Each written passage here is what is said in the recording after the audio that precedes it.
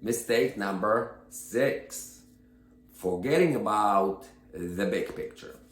What I mean by a big picture is when you're designing kitchen or anything really, think how everything is gonna come together before you even try to select anything or try to do anything physically.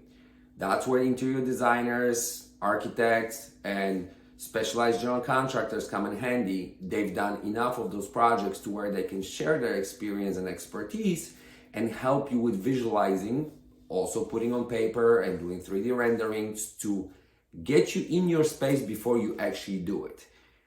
The changes are expensive, design changes, construction changes, so you want to really think that through. Take your time with it. Don't let anybody rush you. Good luck with your build.